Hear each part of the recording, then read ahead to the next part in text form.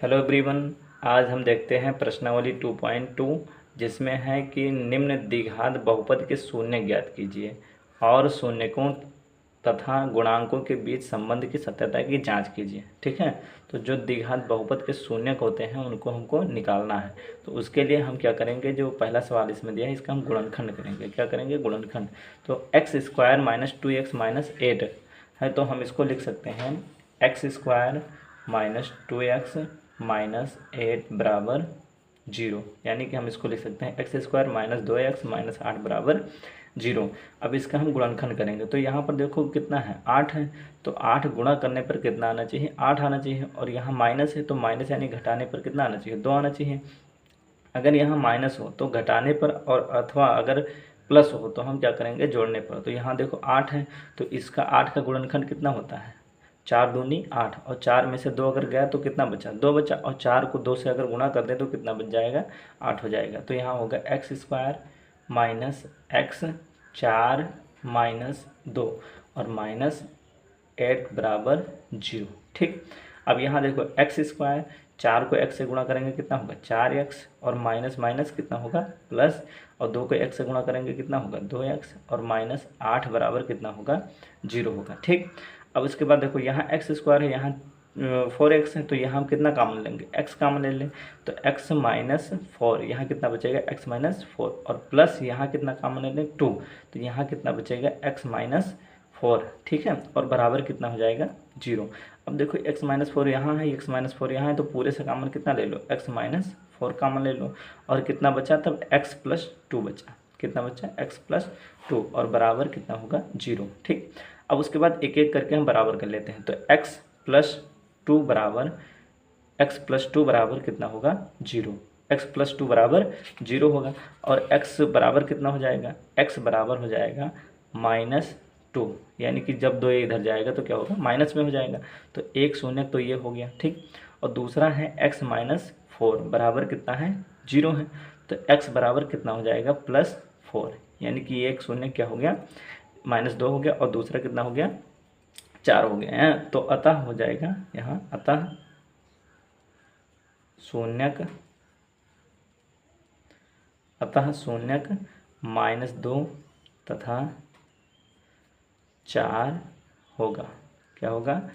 Minus 2 तथा 4 होगा। ठीक, अब उसके बाद इसमें कह रहा है कि गुणांकों के बीच संबंध की सत्यता की जांच कीजिए। ठीक, अब इनके बीच हमको क्या बताना है? संबंध बताना है। तो इसके लिए फार्मूला होता है कि मूलों का योगफल, क्या होता है? मूलों का योगफल बराबर होता है माइनस बी बटा ए। क्या होता है? बी बटा ए। ठीक, तो जो मूल होता है उसको हम क्या मानते हैं? अल्फ़ा और प्लस बीटा। एक मूल हो गया क्या? अल्फ़ा, और दूसरा क्या हो गया? बीटा, और बराबर कितना हो जाएगा? माइनस बी बटा ए। एक फार्मूला ये हो गया। ठीक, इनके बीच हमको संबंध बताना है। अब उसके बाद देखिए, जो एक शून्यक है यानी कि -2 है, और दूसरा क्या है? 4 है। तो x यानी अल्फ़ा का मान कितना है? -2 है, और जो बीटा का मान है वो कितना है? 4 है। कितना है? 4 है। ठीक, और जो समीकरण दिया है इसमें देखिए, जो समीकरण है x square minus 2x minus 8 बराबर 0, तो यहाँ जो a का मान है वो कितना दिया है? a का मान दिया है 1, और जो b का मान है वो कितना है? -2, और जो c का मान है वो कितना है? -8 है। ठीक, यानी a का मान कितना है? a का मान है 1, और b का मान -2 है, और c का माइनस कितना है? 8 है। अब उसके बाद देखिए, अल्फ़ा प्लस बीटा बराबर होता है माइनस बी बटा ए। क्या होता है? माइनस बी बटा ए। तो अल्फ़ा का मान कितना दिया है इसमें? -2 है, और बीटा का मान कितना है? 4 है, और बराबर माइनस बी का मान कितना है? -2, और ए का मान कितना दिया है? 1 दिया है। ए का मान कितना है? 1 है। अब उसके बाद देखो, 4 में से 2 गया, कितना बचा?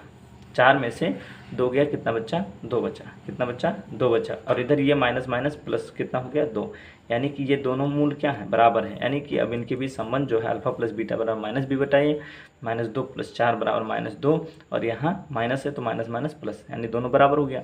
अब उसके बाद होता है मूलों का गुणनफल। क्या होता है? मूलों का गुणनफल। तो मूलों का गुणनफल बराबर सी बटा ए होता है, सी बटा ए, यानी गुणनफल बराबर अल्फ़ा इंटू बीटा बराबर होता है सी बटा ए। ठीक, सी बटा ए होता है। और अल्फ़ा का मान कितना है, अल्फ़ा का मान है -2 और बीटा का मान कितना है, बीटा का मान है 4 और सी का मान कितना दिया है, सी का मान देखो -8 है तो सी का मान -8 और ए का मान कितना दिया है, ए का मान 1 है तो 1 हो जाएगा।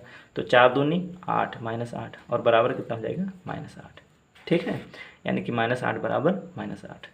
ठीक, ये हो गया दोनों के बीच संबंध। ठीक है, उसके बाद अगला सवाल देखते हैं। अब देखिए अगला सवाल है, इसमें है दिया है 4s² - 4s + 1 बराबर, इसको हम लिख सकते हैं 0, यानी कि हो जाएगा 4s² - 4s + 1 बराबर कितना है 0। ठीक, अब देखिए यहाँ कितना है, हो जाएगा 4s² है, कितना है 4s² और माइनस कितना है 4s। ठीक है, इसको हम इस तरह लिखते हैं 4s और +1 बराबर कितना है 0। ठीक, अब देखो यहाँ हम गुणनखंड करेंगे, शून्य के निकालने के लिए क्या करेंगे, गुणनखंड करेंगे।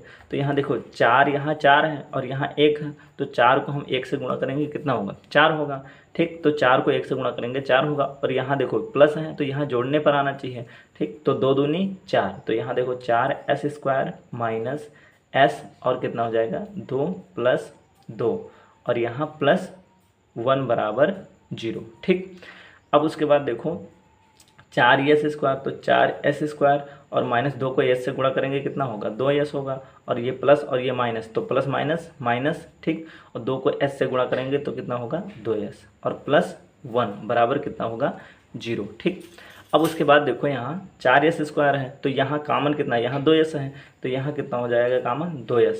तो अगर 2s कामन ले लें तो कितना बच जाएगा 2s हो जाएगा और -1 हो जाएगा। ठीक, और यहाँ कितना कामन होगा -1, तो यहाँ जब -1 होगा तो 2s - 1, यानी जो ये प्लस है तो ये कितना हो जाएगा माइनस, यानी कि ये होगा 2s - 1। ठीक है, अब उसके बाद बराबर कितना है 0 है। अब उसके बाद देखो यहाँ हो जाएगा 2s कितना है 2s - 1 और यहाँ कामन पूरे से कितना है 2s - 1 और बराबर कितना है 0 है। ठीक, यानी कि 2s बराबर -1 और 2s - 1 बराबर कितना हो गया 0। अब एक एक करके हम इसको बराबर कर लेते हैं। ठीक, अब उसके बाद देखो 2s - 1 बराबर कितना होगा 0। अब इसको हम अगर इधर बराबर करें तो 2s बराबर कितना होगा 1 हो जाएगा। तो s बराबर कितना होगा, ये 2 इधर गुणा में है, इधर आएगा किस में होगा भाग में हो जाएगा। तो 1 शून्य कितना हो गया 1/2 हो गया, 1 शून्य 1/2 हो गया। अब उसके बाद देखिए दूसरा क्या है 2s - 1, दूसरा भी यही है तो 2s - 1 बराबर कितना होगा 0। तो 2s - 1 इधर जाएगा तो क्या होगा +1, तो यानी 1 हो जाएगा। ठीक, तो s बराबर कितना होगा 1/2, कितना होगा 1/2, यानी कि 1 शून्य कितना हो गया 1/2 और दूसरा भी कितना है 1/2, तो शून्य का मान कितना होगा 1/2 1/2। तो अतः बहुपद का शून्यक 1/2 1/2 होगा। और जो ये शून्यक होता है वो होता है एक अल्फ़ा का मान होता है, दूसरा किसका होता है बीटा का मान। ठीक, तो यानी अल्फ़ा बराबर है 1/2 और बीटा बराबर भी कितना है 1/2 है। ठीक, और उसके बाद देखिए यहाँ समीकरण जो दिया है वो 4s² - 4s + 1 है। ठीक, तो यहाँ जो a का मान है वो 4 है और b का मान भी कितना है -4 और c का मान कितना है 1। ठीक, तो यहाँ हो जाएगा a का मान 4 और b का मान कितना होगा -4 और c का मान कितना होगा 1 होगा। ठीक, तो अब उसके बाद इसमें सत्यता की जांच करना है, तो इसके लिए क्या हो जाएगा फार्मूला क्या होता है मूलों का योगफल बराबर होता है -b/a, क्या होता है -b/a। ठीक, अब जो मूलों का योगफल है वो मूल क्या होता है, एक होता है अल्फ़ा और दूसरा क्या है बीटा, तो अल्फ़ा प्लस बीटा बराबर कितना है -b/a है। ठीक, अब उसके बाद देखो अल्फ़ा का मान कितना है 1/2 है, अल्फ़ा का मान 1/2 है और बीटा का मान भी कितना है 1/2 है। ठीक, और जो b का मान है वो कितना है -4 है, कितना है -4 है और a का मान कितना है 4 है। ठीक, तो 4, तो यहाँ देखो हर समान है, तो हर समान है तो हम क्या करेंगे, ऐसे जोड़ लेंगे तो हो जाएगा 2, ठीक। और 1 प्लस 1 कितना है, 1 प्लस 1, तो बराबर कितना होगा, ये माइनस माइनस प्लस हो जाएगा, तो 4/4, ठीक। अब यहाँ देखो 1 1 कितना होगा 2, तो यानी 2/2, और इधर कितना है 4/4, ठीक।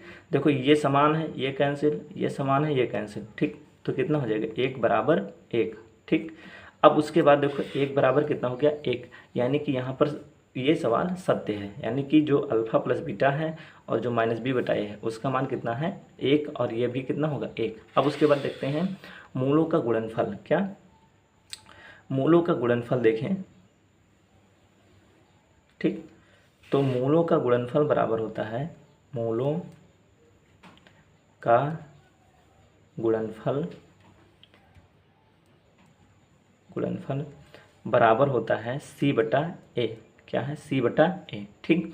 तो मूल क्या दिया है अल्फ़ा और दूसरा क्या है बीटा, बराबर कितना है C/A। तो अल्फ़ा का मान कितना है, अल्फ़ा का मान 1/2 है, बीटा का मान 1/2, तो 1/2 गुणे 1/2 बराबर C का मान कितना दिया है 1 है, और A का मान कितना दिया है 4 है, तो 1/4।